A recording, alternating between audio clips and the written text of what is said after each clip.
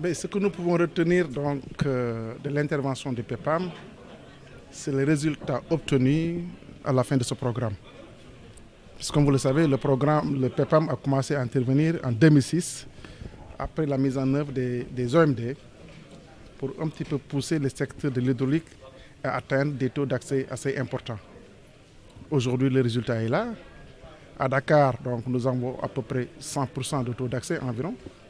Dans les zones urbaines, nous avons plus de 88%. Et dans les régions de l'intérieur, nous avons aussi pu améliorer le taux d'accès.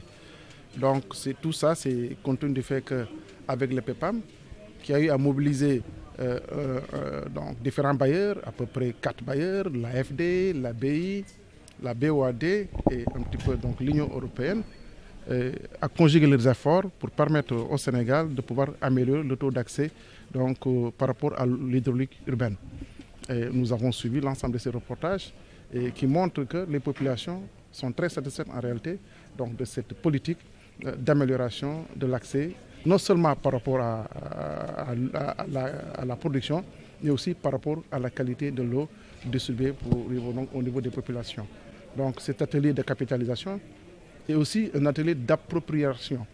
Parce que l'ensemble de ces infrastructures réalisées dans cette politique-là, en termes de forage, 17 forages, en termes de châteaux d'eau, environ 17 châteaux d'eau, des centaines de kilomètres de réseau, des centaines de kilomètres d'extension et aussi des milliers de branchements sociaux, permettant ainsi aux populations de pouvoir réduire la pénibilité liée à la recherche d'eau, à la corvée de l'eau, et ensuite pouvoir s'occuper d'autres choses et aussi voire améliorer en tout cas le niveau de santé des enfants, parce qu'à un moment, ces populations consommaient de l'eau qui avait quand même certaines difficultés de santé.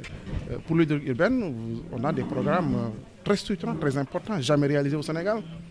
Donc de Comores-Marsar, on aura 200 000 m3 jour. Nous avons aussi des sources alternatives telles que le dessalement d'eau de mer pour 100 000 m3 jour à terme. Et aussi le transfert d'eau qu'on va initier à travers l'intérieur du pays.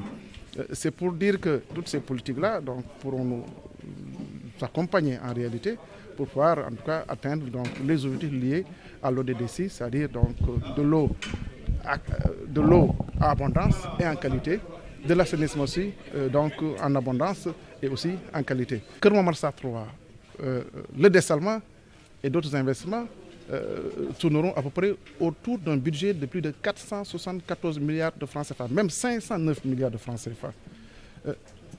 2 fois plus que le budget initié de 1996 à 2012.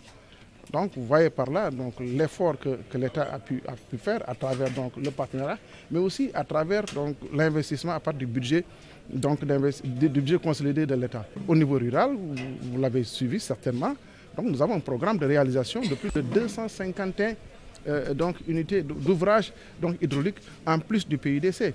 C'est pour dire que le Sénégal veut atteindre en tout cas le taux d'accès universel à l'eau avant même 2035, parce que tous ces efforts-là, probablement, nous conduiront à atteindre ces taux d'accès-là d'ici 4 ou 5 ans, tout au plus. Notre objectif, c'est de faire en sorte que ces populations puissent faire 10, 20, 30, moins de 100 km, 100 mètres autant pour moi, pour aller chercher de liquide précieux. Vous savez, ça c'est des cas ponctuels. Nous avons eu à les vivre à Dakar il y a quelques semaines. C'était tout simplement au lendemain d'un entretien. Aujourd'hui, vous retournez au niveau de ces mêmes quartiers, vous n'allez pas voir de l'eau rougeoire ni de l'eau colorée. Donc c'est de l'eau claire, limpide, vraiment qu'on peut boire sans aucun problème.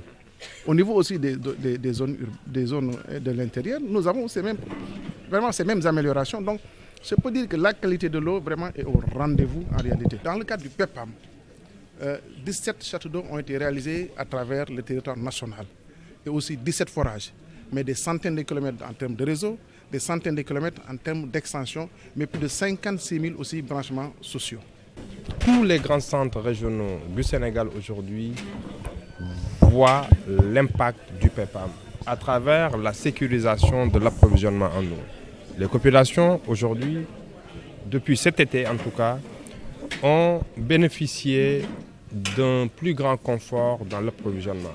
Nous allons commencer la construction dans les jours à venir, dans 2 à 3 semaines, d'une usine de défluorisation à Fatick et d'une usine de déferrisation à Koungheul.